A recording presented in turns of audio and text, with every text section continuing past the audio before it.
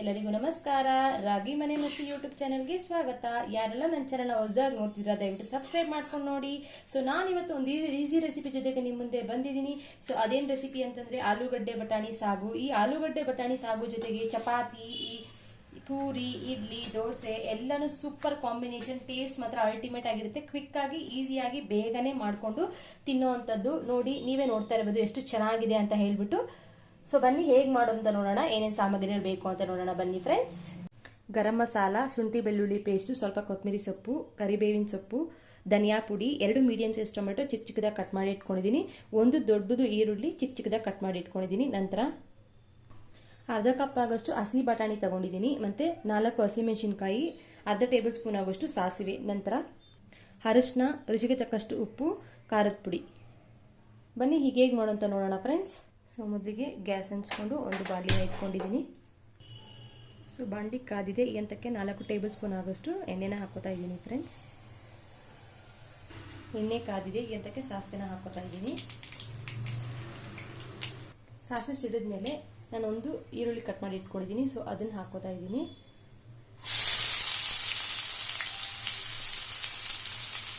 ಹಾಕೊಂಡು ಲೋ ಫ್ಲೇಮಲ್ಲಿ ಇಟ್ಕೊಂಡು ಕಲರ್ ಚೇಂಜ್ ಆಗೋವರೆಗೂ ಫ್ರೈ ಮಾಡ್ಕೊಳ್ಳಿ.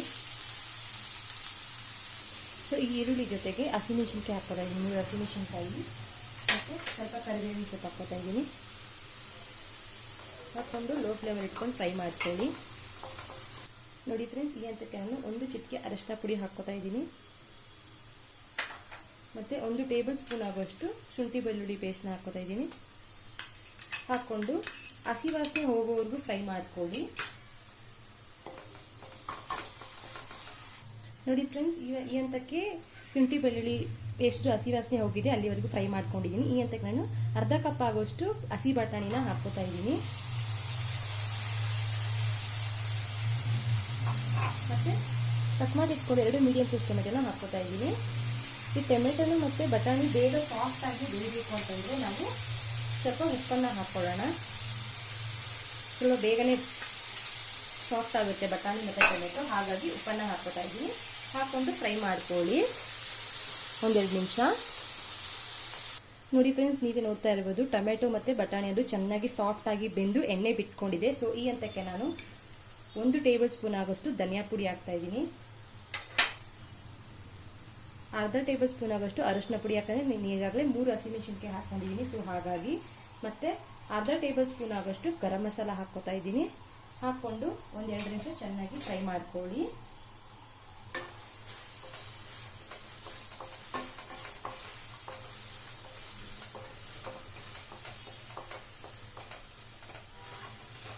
ಸೊ ಆ ಮಸಾಲ ಜೊತೆಗೆ ಈ ಬಟಾಣಿ, ಈ ಟೊಮೆಟೊ ಅನ್ನೋದೆಲ್ಲ ಚೆನ್ನಾಗಿ ಫ್ರೈ ಆಗಬೇಕು.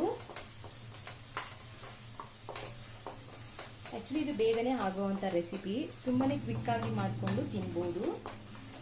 ಒಂದೇ ಥರ ಸಾಗು ಮಾಡಿ ಬೋರ್ ಆಗಿದೆ, ಈ ಥರನೂ ಕೂಡ ಸಹ ನೀವು ಟ್ರೈ ಮಾಡ್ಬೋದು. ತುಂಬಾ ಚೆನ್ನಾಗಿರುತ್ತೆ, ಟೇಸ್ಟು ಅಲ್ಟಿಮೇಟ್ ಆಗಿರುತ್ತೆ. ಸೊ ಡ್ರೈ ಸ್ಪೈಸಸ್ ಜೊತೆ ಚೆನ್ನಾಗಿ ಬಟಾಣಿ ಟೊಮೆಟೊ ಎಲ್ಲ ಚೆನ್ನಾಗಿ ಬೆಂದಿದೆ. ಸೊ ಒಂದು ಧನಿಯಾ ಪುಡಿ, ಖಾರದ ಪುಡಿ ಮತ್ತು ಗರಂ ಮಸಾಲೆ ಎಲ್ಲ ಹಾಕಿದ್ದೀನಿ. ಸೊ ಚೆನ್ನಾಗಿ ಈ ಹಂತಕ್ಕೆ ಚೆನ್ನಾಗಿ ಫ್ರೈ ಆಗಿದೆ. ಈಗ ನಾನು ಈ ಕಪ್ಪಲ್ಲಿ 2 ಕಪ್ ಆಗೋಷ್ಟು ನೀರನ್ನು ಹಾಕೋತಾ ಇದ್ದೀನಿ.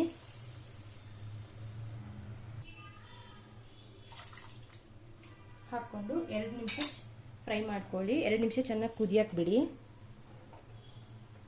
ನೋಡಿ ಫ್ರೆಂಡ್ಸ್, ಈ ಹಂತಕ್ಕೆ ನೀರು ಕೂಡ ಚೆನ್ನಾಗಿ ಕುದೀತಾ ಇದೆ, ಬಟಾಣಿ ಕೂಡ ಚೆನ್ನಾಗಿ ಬೆಂದಿದೆ. ಈ ಹಂತಕ್ಕೆ ನಾನು 5 ಆಲೂಗಡ್ಡೆನ ಚೆನ್ನಾಗಿ ಬೇಯಿಸ್ಕೊಂಡು ಸಿಪ್ಪೆ ತೆಗೆದು ಸ್ಮ್ಯಾಶ್ ಮಾಡಿ ಇಟ್ಕೊಂಡಿದ್ದೀನಿ. ಸೊ ಇದನ್ನು ನಾನು ಇವಾಗ ಹಾಕೋತಾ ಇದ್ದೀನಿ.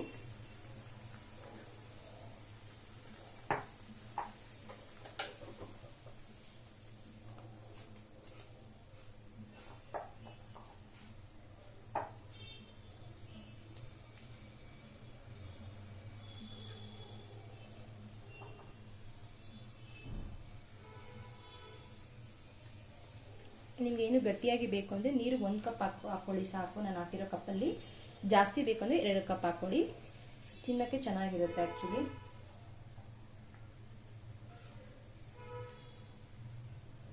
ಹಾಕ್ಕೊಂಡು ಲೋ ಫ್ಲೇಮಲ್ಲಿ ಇಟ್ಕೊಂಡು 1-2 ನಿಮಿಷ ಚೆನ್ನಾಗಿ ಇದನ್ನು ಫ್ರೈ ಮಾಡ್ಕೊಳ್ಳಿ. ಬಿಕಾಸ್ ಆ ಮಸಾಲೆ ಎಲ್ಲ ಈ ಆಲೂಗಡ್ಡೆಗೆ ಅಂಟ್ಕೋಬೇಕು ಅಲ್ವಾ. ಸೊ ಹಾಗಾಗಿ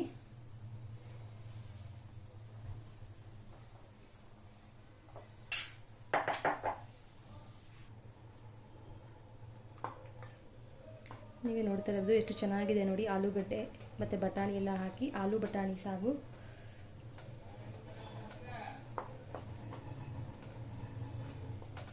ಸೊ ಒಂದೆರಡು ನಿಮಿಷ ಬಿಡೋಣ.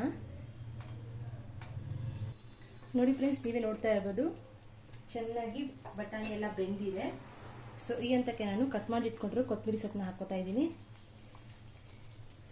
ಬೇಗನೆ ಸಿಂಪಲ್ ಆಗಿ ಕ್ವಿಕ್ಕಾಗಿ ಮಾಡ್ಕೊಂಡು ತಿನ್ಬಹುದು.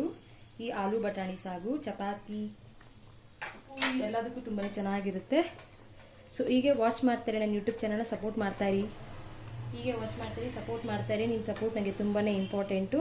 ಮತ್ತೊಂದು ಈಸಿ ರೆಸಿಪಿ ಜೊತೆಗೆ ನಿಮ್ಮ ಮುಂದೆ ಸಿಗ್ತೀನಿ. ಅಲ್ಲಿವರೆಗೂ ಟಾಟಾ, ಬಾಯ್ ಬಾಯ್, ಶುಭ ದಿನ.